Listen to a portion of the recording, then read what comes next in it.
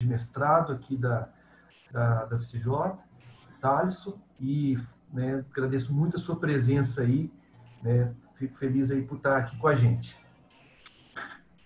Muito obrigado pelo. Espera só um pouquinho. Muito obrigado pelo convite. É um prazer meu estar participando. Eu tenho muito interesse nesse tema. Joia, obrigado, cara.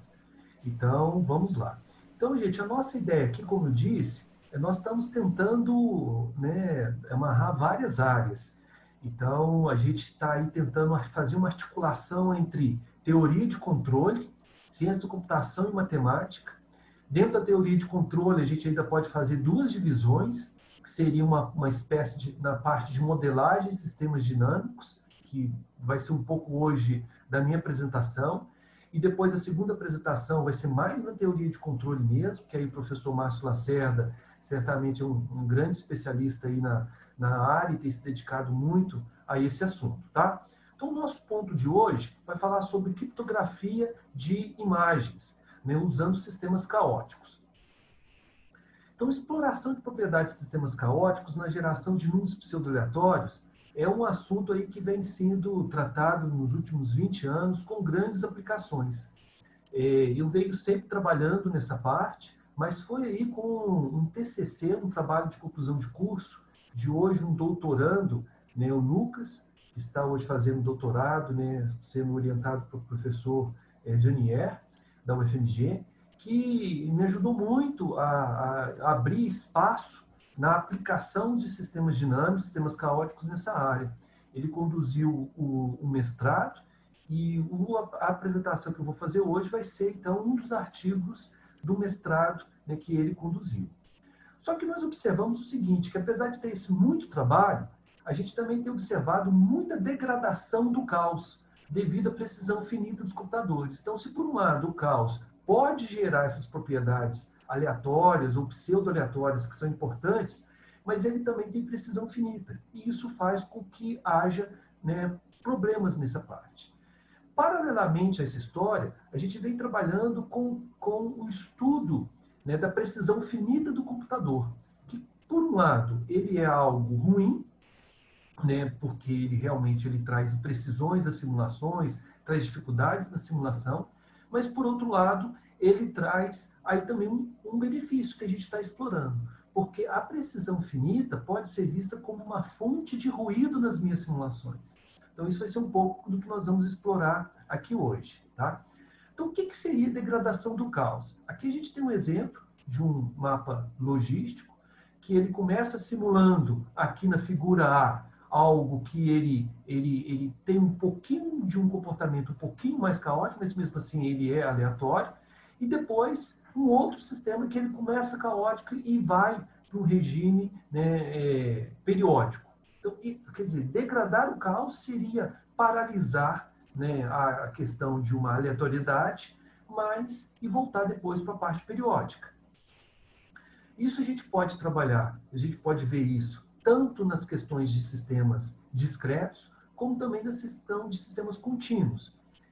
Mas como que a gente pode ver essa questão? Aqui nesse exemplo, a gente mostra duas simulações com as mesmas condições iniciais, mas com simples modificação na sequência das operações aritméticas. E aí, depois de poucos segundos, aqui apesar de estar 10 a quarta, mas na verdade isso daqui são milissegundos, as duas simulações dão resultados bem distintos. Então, essas duas simulações intervalares, elas mostram que sistemas dinâmicos podem dar resultados bem distintos a um curto espaço de tempo, né? Então, algumas questões sobre sistemas caóticos. Não há um consenso sobre o que é sistema caótico, mas talvez aí a definição de Devaney é a mais aceita, que é um sistema caótico, uma função transitiva, os pontos periódicos da função são densos em um espaço métrico, a função é sensível às condições iniciais. E a gente tem aí uma questão de ter um princípio determinístico e um princípio de causalidade. E por que isso é importante? Porque em vira e mexe eu quero, apesar de ter propriedades aleatórias, eu quero gerar números aleatórios, mas que sejam reproduzíveis. E tendo isso no meu computador, eu tenho, né, essa qualidade, né, satisfatória. Nós vamos trabalhar aqui principalmente com o mapa logístico, a gente tem feito estudos aí com vários outros tipos de mapa. Então, foi modelado aí primeiro por meio, uma equação extremamente simples, dada aí pela equação número 1. Né? Essa equação, ela pode ser vista simplesmente como um sistema dinâmico interativo. Eu começo com uma condição inicial, vou reproduzindo os dados. E isso daí começou a ser aplicado, talvez, aí com, né, já há bastante tempo, e na parte de imagens, é uma das aplicações que nós temos aí feito já alguns trabalhos. Tá? Então, o mapa logístico, ele tem aí o parâmetro R, ao variável, eu consigo comportamento aleatório ou comportamento periódico. O comportamento A, aí, a gente vai ver que ele começa a se repetir, e já no comportamento da figura B, ele tende aí a ficar aleatório. Só que o que acontece? Nós vamos explorar aqui, na verdade, não necessariamente a questão dos sistemas caóticos em si, mas como que ele pode ser feito como fonte de erro. Então, para falar isso, eu vou falar rapidamente o que acontece. A gente, ao representar um computador, no computador os números, nós temos várias formas de representação, entre elas a mais utilizada é de ponto flutuante. Então, baseada na notação exponencial, a gente tem aí um intervalo de representação numérica superior a outras representações, e a gente tem então aí essa equação 2, que mostra em linhas gerais como o número é representado. Uma mantissa vezes um 2, né, elevado a um expoente. Só que essa questão aqui parece ser muito simples, mas essa equação da representação, ela tem muitas particularidades, principalmente na questão na hora do arredondamento. E aí, com o professor Gustavo, a gente vai ver isso na quarta série de apresentação. Um dos trabalhos que a gente tem feito é: será que eu tenho condições de representar o meu sistema sem necessitar de operações de arredondamento? Então, aí a gente vai ver que a gente está achando que usando representações finitas, né, de corpos finitos, que aí a apresentação dele a gente vai ver isso com mais, né, propriedade. Então, na definição 1, o que a gente tem? O que é uma órbita? É uma sequência de valores de um mapa, um sistema representado por uma sequência de pontos. Os resultados da simulação numérica, devido a erros de arredondamento, trocamento inerentes ao computador, não podem caber em uma órbita verdadeira. Portanto, eles são chamados de pseudo-órbita. Então, na definição 2, a gente vai ter o quê? Uma pseudo-órbita desses valores. O que é legal, porque aí a gente vai ter alguma coisa que é próxima disso. Só que a gente já tem um estudo aí, principalmente, né, começados aí com o professor Samir, que também é aqui do departamento, né, de engenharia elétrica, a gente não consegue ter certeza se essa órbita ela é exata ou não, porque a gente não tem necessariamente a solução exata da minha simulação. Entretanto, eu posso estimar um limite inferior desse erro, fazendo simplesmente uma subtração de duas órbitas, né? Eu estou calculando por duas formas diferentes. Esse erro aqui, por um lado, ele é uma estimativa, em alguns casos até grosseira do que tem, mas aí que, ao longo do tempo, nós observamos uma coisa muito interessante. O quê? Se ele é uma estimativa do erro, e se o computador ele é construído para ter erros com boas propriedades estocásticas, boas propriedades estatísticas, por que não explorar esse erro para a geração de números de pseudos aleatórios? Então, é isso mais ou menos que a gente vai mostrar aqui. Então, criptografia, em linhas gerais, a gente faz sempre na maioria dos casos, nós usamos aí alguma fonte de números aleatórios. E aqui no nosso caso, a gente vai utilizar, além de números, o bit XOR, que é para, então, mascarar essa informação. A gente sabe que tem uma propriedade muito interessante da lógica, que é essa propriedade aqui, que se eu tenho um N, XOR com K, XOR novamente com K, eu tenho novamente meu N. O que é esse K aqui? A gente pode ver esse K como se fosse a minha fonte de aleatoriedade, o meu número pseudo-aleatório. Que se eu aplico duas vezes, eu volto ao meu N. Por que isso é importante? Isso vai ser dado a origem à criptografia simétrica. Eu tenho uma mensagem, eu vou passar por um processo de criptografia, utilizando uma chave. Essa chave vai ser produzida pelo meu sistema caótico ou pelo meu limite inferior do erro. Essa mensagem, então, ela é enviada por um canal, que pode ter aí problemas. Depois, se a pessoa que recebe tem a minha chave, eu posso então aplicar a propriedade do XOR e voltar com a minha mensagem. Veja que isso é muito bacana do ponto de vista de engenharia elétrica, porque a gente usa muito circuitos lógicos, né? Se tiver algum aluno, né, tem alguns alunos assistindo aqui com a gente usa muitas propriedades de circuitos lógicos nisso, muita lógica por trás. E a gente, no final das contas, está fazendo criptografia a esse respeito. Tá? Criptografia simétrica. Aí o professor Gustavo, né, já deu uma palestra para a gente. Ela é um pouquinho diferente. Na verdade, eu tenho a noção de chave pública. É como se eu estivesse mandando um cadeado, né, para uma outra pessoa fechar. Então, mas eu preciso da minha chave para poder abri-lo novamente. Não vai ser o foco aqui dos trabalhos, mas certamente é um aspecto importante que a gente precisa e nós utilizamos no nosso dia a dia aí com muita frequência. Tá? Então, qual vai ser a ideia do nosso algoritmo aqui, o trabalho, né, que nós, né, publicamos aí, que é publicado aí na nota de rodapé, né, que é uma criptografia de imagem baseada nas pseudo-órbitas de um mapa caótico. Uma das coisas que nós vamos fazer ligeiramente de inovação é trabalhar com 6 chaves, mas aqui a gente pode trabalhar com quantas chaves quiser, com quantas condições iniciais que eu quiser. E o que nos garante isso? Aqui tem uma junção muito bacana entre sistemas caóticos, expoente de Lyapunov e teoria da informação. Nós trabalhamos com essa, normalmente, boa parte do sistema de criptografia trabalha com apenas uma, baseado em sistemas caóticos, trabalha apenas com uma condição inicial M1. Eu posso colocar aqui quantas condições iniciais eu precisar se eu começo a perturbar o meu sistema depois de uma quantidade de simulações suficientes associadas com o expoente de Lyapunov do meu sistema caótico. Essa etapa é bem interessante, porque isso aumenta muito o meu key space e a minha dificuldade no meu sistema caótico. Porque, na literatura, muitos trabalhos criticam a utilização de sistemas caóticos com Zoom D, que é mais simples, mais rápido de ser implementado em hardware, etc., porque eles são mais fáceis de ser quebrados. E com essa conjunção entre sistemas caóticos e sistemas caóticos e teoria da informação e expoente de Lyapunov, nós mostramos que não. Nós mostramos que sistemas caóticos mais simples podem ser utilizados, porque o sistema perde a memória. Tá? Então, essa é uma coisa assim, bem bacana. Além disso, a gente utiliza o CI, que é bem recomendado aí na parte de criptografia também, que é uma informação derivada da própria imagem. Então, isso evita alguns tipos de ataques também. Na parte 2, passo 2, a gente vai começar a simular esses dados a partir das condições iniciais. E depois nós vamos fazer o quê? Ao invés de trabalhar com um sistema caótico, nós vamos criar 2 pseudo-órbitas desses sistemas. Simplesmente fazendo a simulação do meu sistema, mudando alguma condição inicial dele. Tá?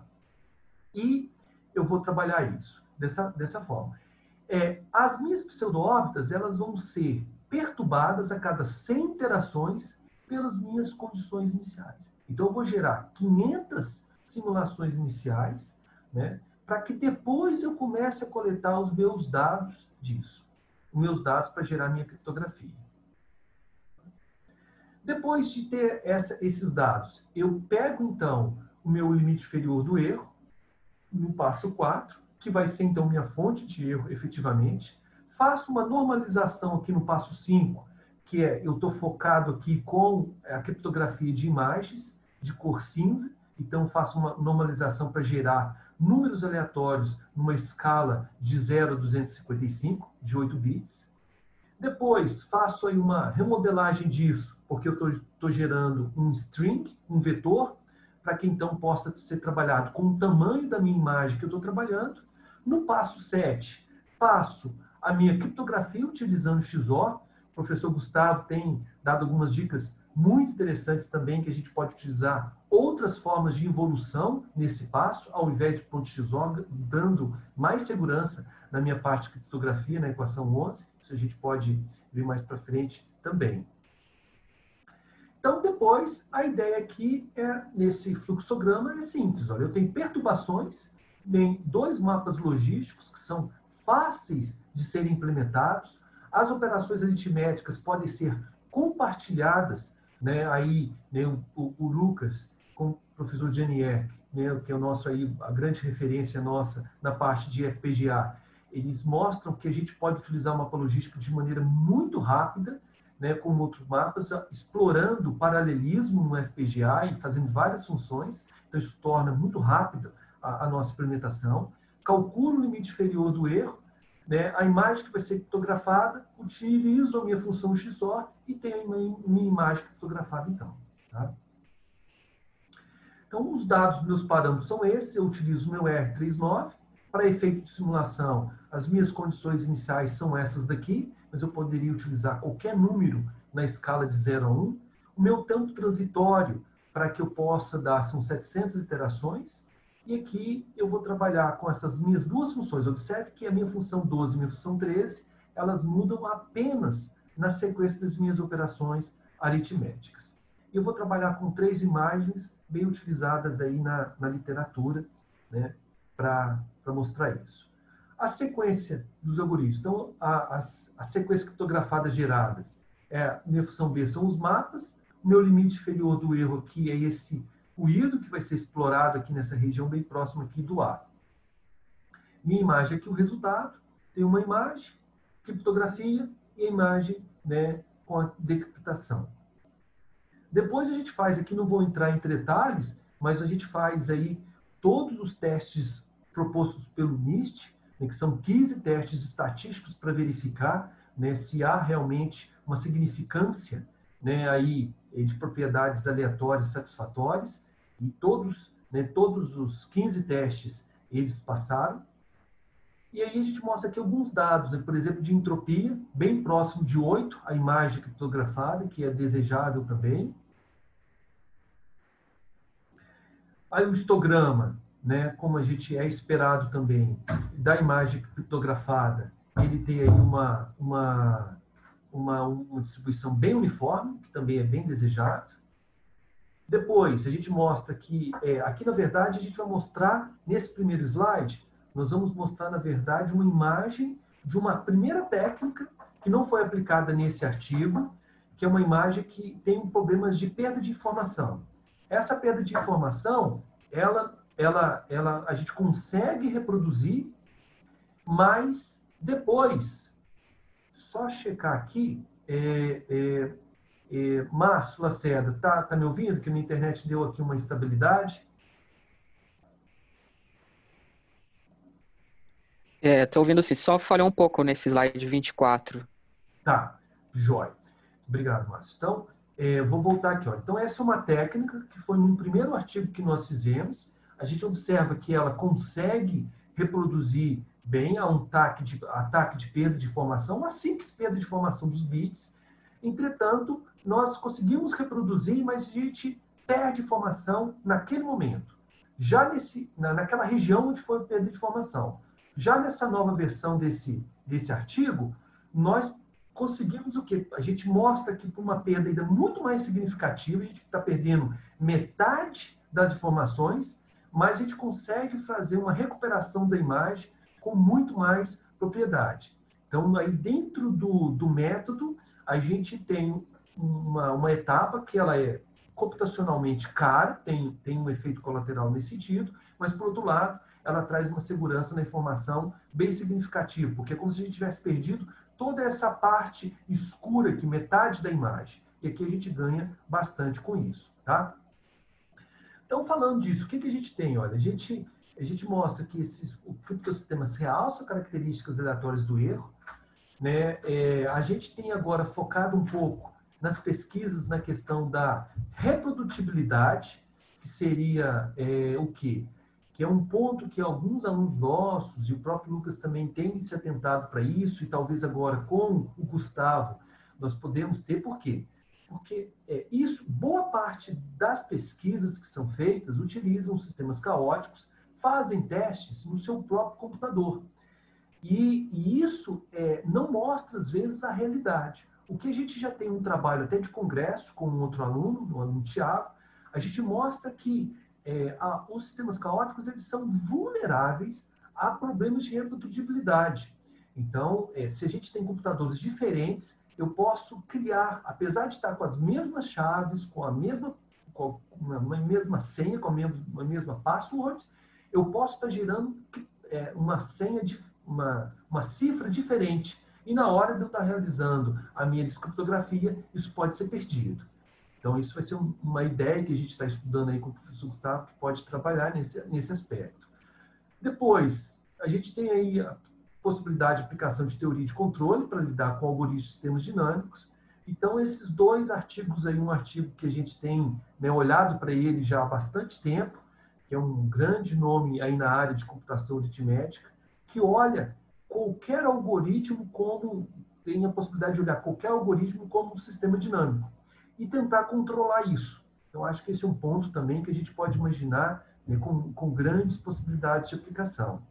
E uma outra frente que a gente tem estudado, e vai ser um grande foco do doutorado do Lucas, né, sendo orientado pelo professor Janier, que ele tem aí um trabalho de fazer um estudo na parte de implementação desses estudos em FPGA. Então, aí a gente vai tentar aplicar esses sistemas com um enfoque principalmente em velocidade, né, trabalhando desde a representação dos números até efetivamente aí, né, a implementação em FPGA. Tá? Então, novamente, fazer os agradecimentos em especial à professora Michele, que tem tido aí uma rotina intensa, né, de lives e de apresentações e que tem, né, nos dado uma oportunidade muito grande de aprender muito aí com ela. Aos colegas Márcio Lacerda e Gustavo, né, que realmente aí estão engrossando um pouco esse caldo, né, dessa área. Aos alunos do GECOM, a todos que estão, né, aqui presentes, né, agradeço muito a atenção e peço novamente, né, desculpas, né, aí pelos inconvenientes, né, causados aí pela mudança aí de link, pelas invasões ocorridas. Gente, a nossa proposta aqui agora é realmente um espaço de discussão, de diálogo. Então, nós não estamos com um grupo aqui muito grande. Então, acho que a gente pode ir abrindo aí com um pouco mais de liberdade para cada um que quiser fazer uma pergunta ou comentário, alguma coisa. E se a gente vê que tem aí alguma necessidade de fazer inscrições, a gente faz. Se não, eu já torno a palavra aberta aí para qualquer um que quiser fazer algum comentário, alguma pergunta. Obrigado.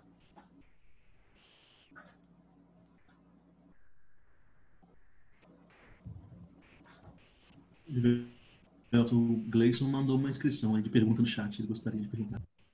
Ah, tá jóia. Rivelto. O Gleison, pode começar. Ah, sim. Não, lá no slide 14, quando você fala assim que você vai simular o sistema e vai descartar um transitório, parece que você falou que descartaria 100 pontos. Qual que seria a motivação, Erivelto, para descartar esse transitório? Essa pergunta é muito interessante, Gleison, porque assim, esse é um dado que a gente tem colocado como novidade, que é a junção entre sistemas caóticos e teoria da informação, e precisão e a capacidade de simulação do meu sistema, tendo como ponto central o expoente de Lyapunov. O que acontece? Para poder usar mais condições iniciais, eu preciso garantir que, a partir do momento que eu estou usando a minha cifra, alguém que pegar aquela cifra não tenha informação da minha chave. Se eu imaginar, por exemplo, eu pego informação criptografada e tenho condições de tentar explorar essa informação. Se eu pego, por exemplo, poucos pontos, eu mais ou menos consigo fazer um trabalho reverso e tentar encontrar qual é a minha condição inicial. Perfeito. Agora, se eu coloco 100 pontos e eu estou imaginando que o meu expoente de Lyapunov é em torno de 0,7, que, do ponto de vista, expoente de Lyapunov, Para bits, ele é 1. Quando eu faço isso em termos de bits, eu estou garantindo para uma computação de 64 bits que depois de cerca de 50 a 60 interações, eu não tenho condições de voltar à minha condição inicial. Então, para cada perturbação da minha informação, eu deixo 100 com uma margem de tolerância dada pelo meu expoente de Lyapunov, que eu não tenho como mais retomar a informação passada. Então, eu consigo garantir que, apesar de ser um sistema simples, eu utilizo, eu somente sabendo, né, as minhas condições iniciais e as minhas perturbações, eu tenho condições de retomar a minha informação. Então, isso dá uma robustez muito grande. Eu posso colocar quantas condições iniciais eu quiser, né? Então, isso torna um sistema aparentemente simples, bastante robusto do ponto de vista, né, de criptografia. Então, o transitório aí é para poder utilizar mais. Eu precisaria gastar um transitório só, 100 pontos, para não ter mais condições de ter. Eu estou gastando 700, porque são 6 perturbações, e aí a cada uma delas eu preciso 100. E depois eu pego a minha condição inicial. Tá? Agora, o professor Carlos, por favor. Pois não, Gleison. Arivelto, no caso, então, aí seria uma forma de ter uma segurança a mais, né? Porque a pessoa que fosse tentar fazer a criptografia reversa, ela teria que descobrir que você está usando o mapa logístico e ainda descobrir qual que é a extensão que você está usando, né? Então, na verdade, é o que você falou, é a robustez maior ainda, né? Porque a pessoa teria que descobrir várias coisas, né? Para poder chegar lá na condição inicial, né? Que seria a chave, não é isso? Exatamente. Normalmente, às vezes até o mapa, né? Às vezes até a pessoa sabe, assim, porque às vezes, do processo de divulgação ou uma técnica sendo utilizada, ela sabe. Mas o que ela precisa saber, ela vai ter que precisar saber 5 condições iniciais, que são 5 números, né, de 0 a 1. Então, aí você tem uma quantidade de espaço muito grande. E ela precisa saber também a característica da própria imagem, que também ela poderia descobrir, né? Mas essa questão de saber essas 5 informações é que aumenta bastante. Então, esse artigo foi publicado na CELS, né? E uma das vantagens foi essa, que a gente consegue realmente uma robustez e uma dificuldade um pouquinho maior. Joia? Passar agora a palavra para o professor Carlos. Olá, obrigado, Erivelto. Foi uma excelente iniciativa, gostei muito da apresentação, foi muito boa. Algum dia na minha vida eu cheguei não vou dizer que eu trabalhei com isso, mas eu conheço um pouco, né? Ah, que legal. Vou pegar alguns pontos, assim, né? Inclusive o Thaleson, ele está trabalhando com um problema de perda de dados, quando a gente tem o stream, né? Então a gente está tentando fazer a reinserção. E a técnica que a gente está usando está dando um resultado muito bom. Quando você mostrou aquelas imagens e você mostrou os pontos de falha, eu vi que você cortou regiões consecutivas. Essa é realmente o pior caso. Tá? Mas uma coisa que as pessoas sempre começam a fazer o teste, porque é até mais simples, é quando você tem perdas aleatórias. Vocês chegaram a medir com essas perdas aleatórias sobre a imagem? Sim, medimos. Eu não coloquei aqui, mas um dos testes comumente feitos, na parte assim, para testar, é a inserção de ruído.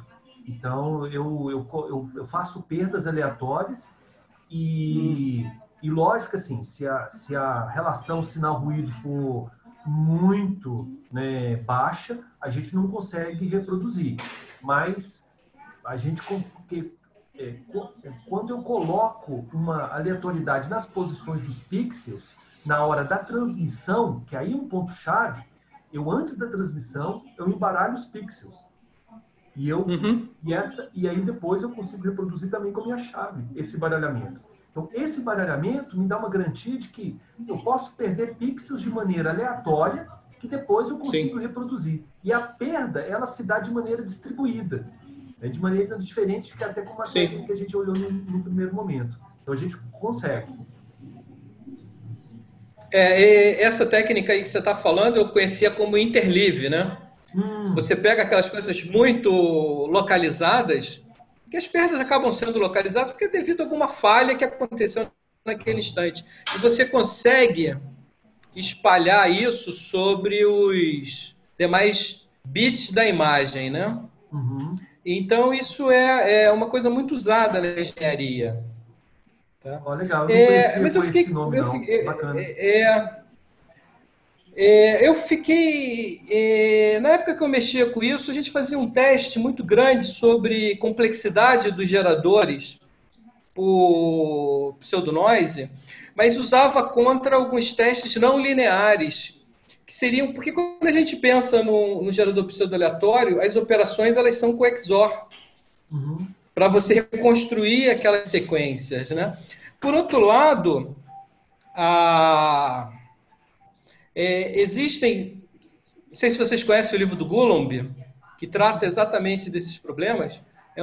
Depois eu posso mandar o link dele. Acho que no final dele ele trata muito do problema de sequências pseudo-aleatórias geradas por modelos não lineares. Isso aumentava significativamente a complexidade. Eram umas técnicas, eram umas coisas interessantes, né? Eu usava isso para fazer CDMA. Bacana. E recai nesse mesmo problema, porque a técnica de CDMA ela é cripto, né? É criptografia. Sim. Que a gente insere no... deixa eu anotar aqui. O Coulomb. Vou ver aqui. Eu tenho uma cópia impressa, mas está na USP. Eu tenho que... Vou procurar aqui, eu te mando o link. Tá joia. Obrigado.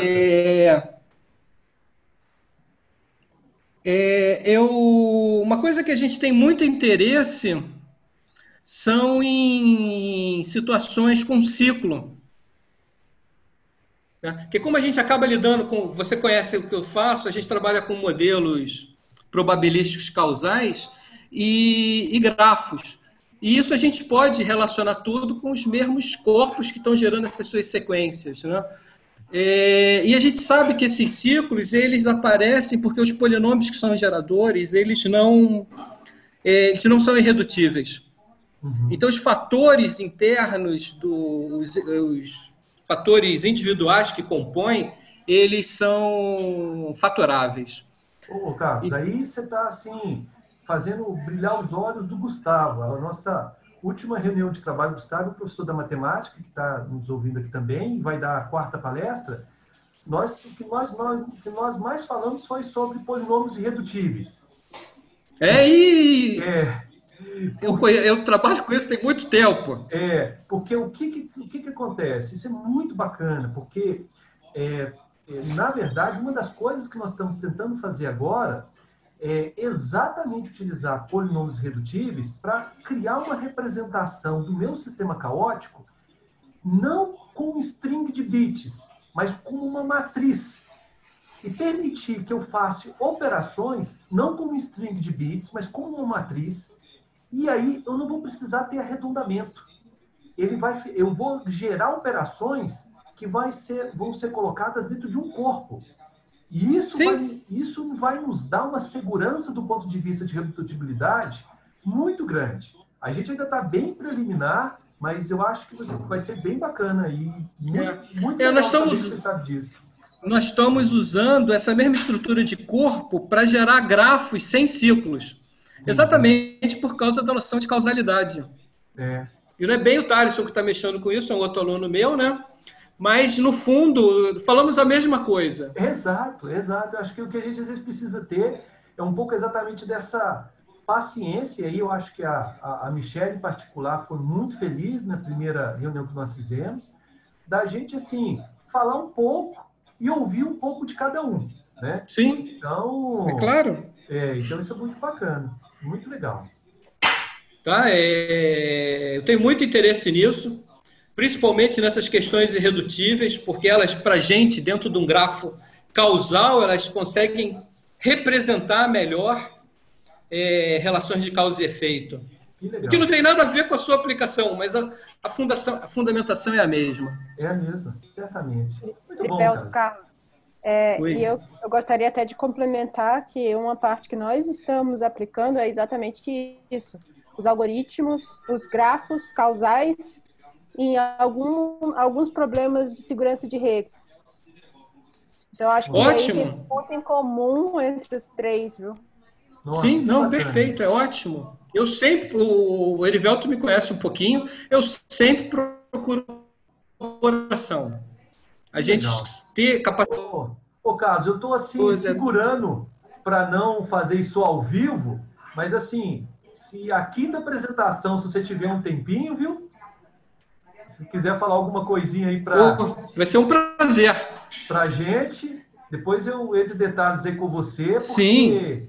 a gente, nossa, estamos Tá abertos a isso ótimo. mesmo. Tá? Não, Maravilha. tá bom, eu tenho o máximo prazer. Muito obrigado, tá? Vocês estão de parabéns. Eu que agradeço. Ok, agora vou passar então para o Gustavo, né, que tem aí, né, uma contribuição, por favor.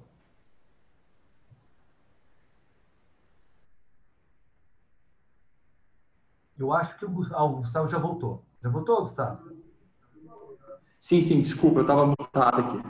Sem problema, pode ir. Estão me ouvindo bem? Sim, então sim. Estão me ouvindo? Tá.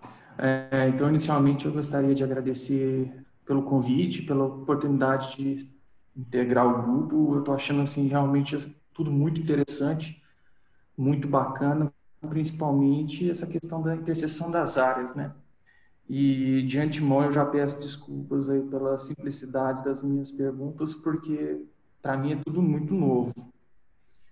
Bom, primeira coisa, aquele mapa logístico, aquela função que você coloca, aquilo lá poderia se considerar funções mais complexas, polinômio, ou, sei lá, sequências, igual aquelas de recorrência linear, se a gente trabalhar com corpos, por exemplo? Pode sim, sem problema nenhum. Na verdade, é muito mais a nossa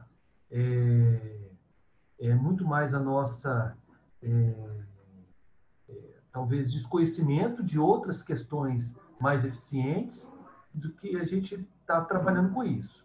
Uma única coisa que são duas preocupações distintas, tem aplicações em diversas áreas, é assim. Se nós tivermos a preocupação apenas computacional ou apenas em hardware de bom desempenho, e a velocidade não é um fator muito importante, aí não tem problema. Mas se a gente quiser, por exemplo, estar com uma aplicação de uma criptografia, até nós conversamos na nossa última reunião, de um radar eletrônico de carro, que tem que ter uma resposta rápida para criptografar a imagem que foi tirada lá na hora. Então, a gente sabe que tem algumas soluções comerciais que utilizam o FPGA, né, que tem um hardware lá na hora e que pega a imagem, faz criptografia para então enviar para a central do Detran para codificar isso. Então, naquele momento, o que acontece? A gente precisa de velocidade. Então, se a gente precisa de velocidade, um sistema simples, com o menor número de operações aritméticas, pode exigir um hardware, né, mais simples, ou com o mesmo hardware dar a resposta mais rápido. Não, beleza. E uma outra dúvida que surgiu foi o seguinte, naquele slide da... É Leia, né, que chama aquela figura? Sim.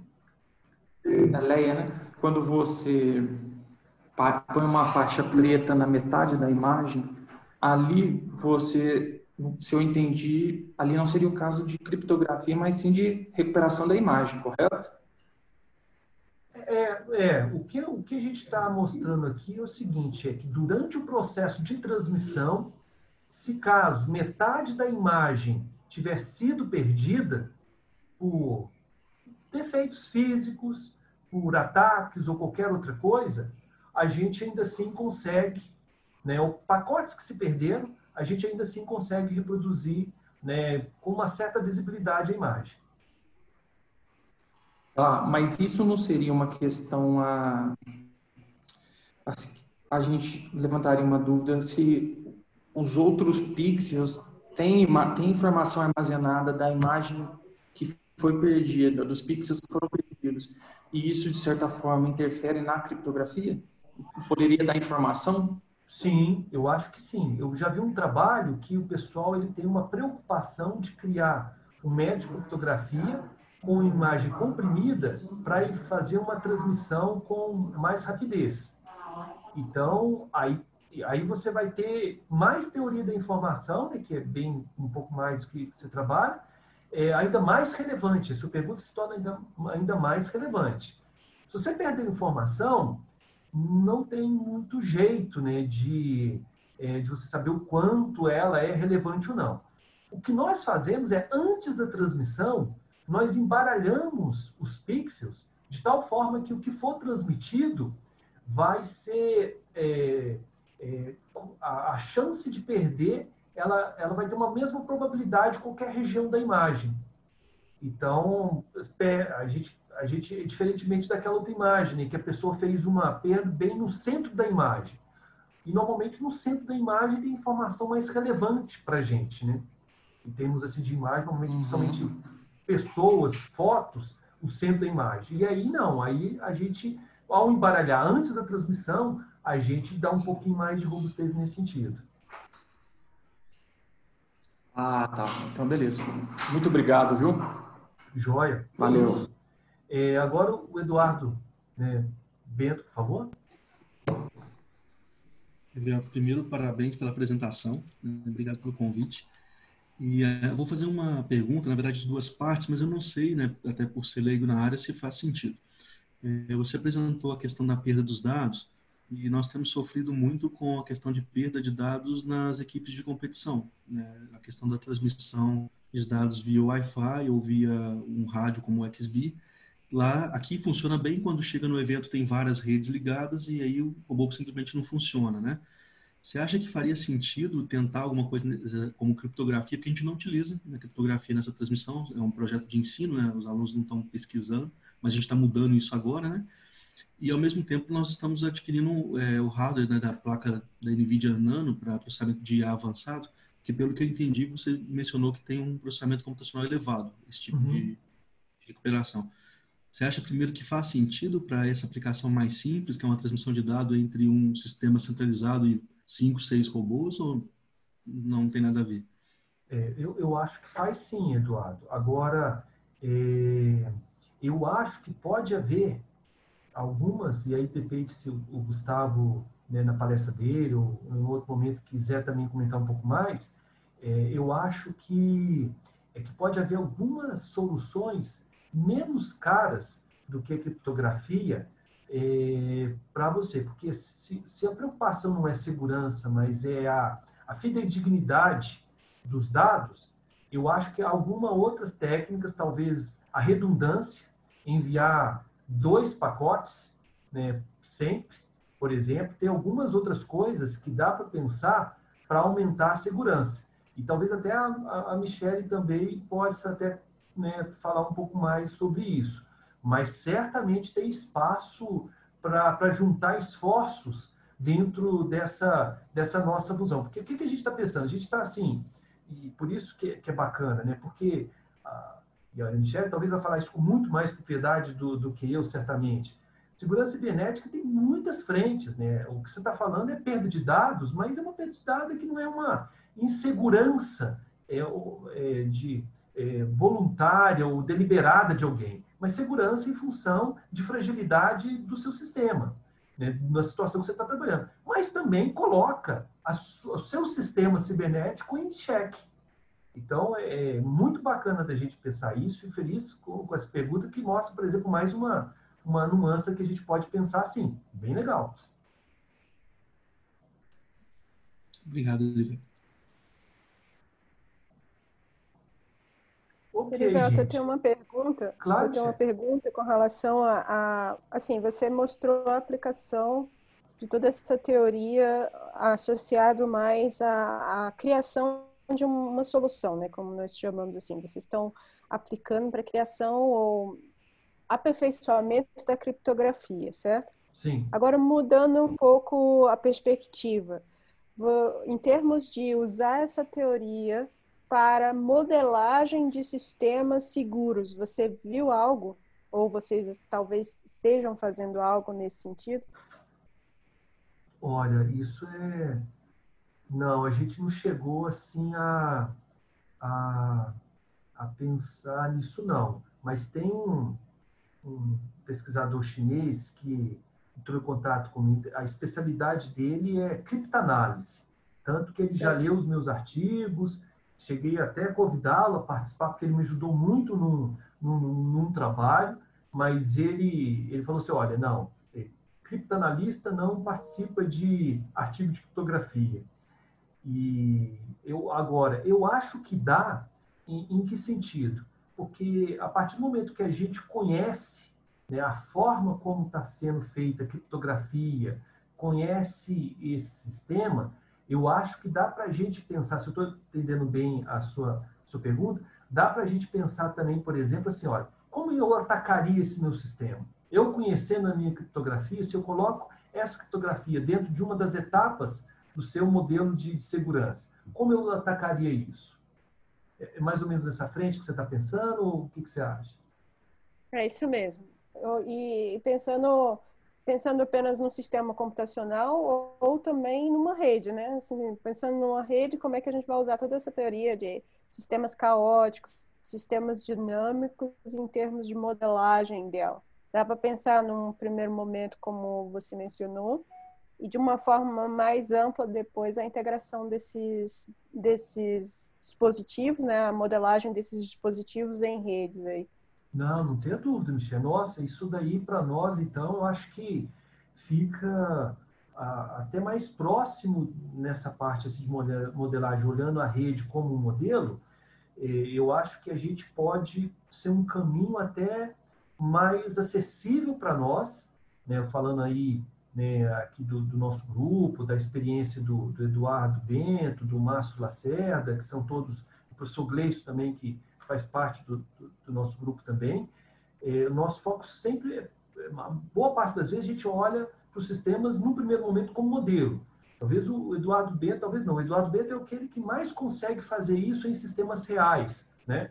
Mas como a gente está numa área que a gente está começando, se a gente imaginar, por exemplo, uma rede com 10, 15, 20 nós, né? E cada rede sendo um computador que vai estar sendo aí atacado por qualquer coisa, nossa, eu acho que a gente tem espaços aí bem interessantes para estar fazendo esse trabalho, sim, com certeza. Tá bom, obrigada. Joia.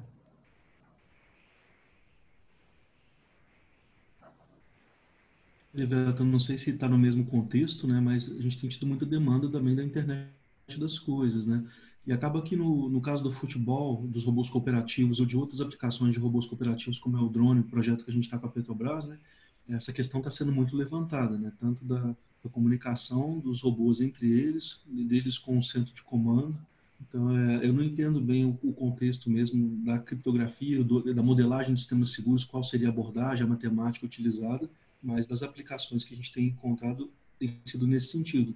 As redes, inclusive, têm aplicações de drone para cavernas, por exemplo, especialmente para mapear fauna e flora em questão de exploração de minério, que o drone ele vai lançando, né, pequenos agentes que vão formando uma rede entre a estação de controle e a caverna que ele está explorando, porque ele vai ter prejudicado a transmissão, então ele vai gerando uma rede que ela é totalmente dinâmica, ela vai se mudando e vai sendo colocada pelo próprio robô principal, né? Ele carrega nele vários robozinhos menores, drones menores, né? Criando esses pontos. Mas eu não sei se isso tem a ver com o que vocês estão mencionando pela minha falta de conhecimento mesmo na área. Eduardo, tem sim, inclusive, eu convidei o professor Alder, que está aqui na chamada também, que ele trabalha exatamente com essa questão dos drones, das VANTs, né, ou das redes não tripuladas, e associada à segurança. Então, isso tudo que você está falando entra no ponto inicial que eu mencionei para o Erivelton, nos modelos dos sistemas dinâmicos e a aplicação dessas técnicas todas. A gente pode evoluir um pouco depois nessa discussão. Não sei se o professor Aldo quer falar alguma coisa. Sim, obrigado.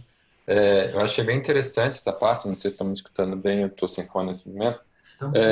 Mas sim, eu tenho trabalhado nessa questão de sistema dinâmico, nessa perspectiva um pouco aí do que foi falado agora pelo Eduardo, e tratando vários aspectos, desde detecção de intrusão, mas também a dinâmica da rede, etc. Então tem tudo a ver, sim. Né? E tem um time trabalhando nessa questão, já tenho trabalhado há algum tempo, já uns 4, 5 anos, e foi interessante até que a professora Michele disse, falei, ó, legal, que é. Eu já tinha trabalhado, inclusive, estudado algumas coisas de sistemas caóticos, ela falou assim, eu falei, nossa, alguém que está trabalhando no mesmo sentido da gente aqui. Então tem Nossa, tudo que a ver. bacana. Nossa, que Gabriel, bacana, tem um legal. minutinho ainda? Claro, claro, cara. Até nessa perspectiva, né? Por exemplo, o nosso enfoque maior tem sido no desenvolvimento do hardware. A gente, desde de impressão de drones com hexarotor, né, para poder fazer trabalho de redundância de atuadores, né? E aí, no contexto do controle preditivo, por exemplo, entra muito essa questão de como que um agente pode atuar quando o outro não está conseguindo fazer o papel que ele tem que fazer ali na tarefa principal. Né? Então, acho que talvez, Elivelto, na questão de trazer o controle para junto dessa questão, durante o trabalho de doutorado, a abordagem exatamente era essa, era ter um agente que era formado pelo sistema a ser controlado, o controlador, e a gente alegava para uma terceira entidade o papel de fazer esse gerenciamento da rede, que a gente inclusive chamou de gerenciador. Então, o controlador, o sistema e o gerenciador juntos formavam o agente da rede, porque aí o controlador podia focar apenas na dinâmica, mas o controlador recebia parâmetros ligados a essa questão de mitigação de dano, de tolerância à falha, né? E o controlador poderia tomar atitudes diferenciadas dependendo do que os demais agentes da rede estavam fazendo. Então, essa abordagem matemática já está bem estabelecida dentro do controle preditivo. Olha, que bacana. Eu acho que muito legal mesmo. As palavras do Eduardo, elas ressoam ao que a gente faz, né? O grupo, ele tem uma especialidade em sistemas distribuídos, né? Mas até inclusive o professor Aldo, que também já trabalhou com essa parte de tolerância a falhas e a parte toda de gerenciamento de redes, que vai exatamente nessa direção do que você mencionou. Muito legal. Nossa, muito bacana, viu? Muito feliz. Às vezes a gente precisa de ter né, uma certa assim, paciência, né? Mas às vezes a gente nos esforçando para conversar e conhecer um pouco o trabalho, como que a gente consegue encontrar nexos em relacionamentos assim em várias frentes, né? Muito, muito bacana. Ok, gente. Alguém mais quer dar alguma palavra final, algum comentário? Ok? Então, olha, mais uma vez agradecer enormemente aí a presença de todos. Depois eu vou divulgar entre nós aqui um novo link. Eu vou conversar aí com o Eduardo, com o Márcio Lacerda também, né, como que a gente vai fazer isso, tá? Mas a gente divulga entre mais, professor Carlos da USP, né, a gente está ensaiando, ele faz uns trabalhos muito legais assim também, com inspiração biológica, então ele estuda, né, os sinais de um gafanhoto para verificar como que essa ação de controle é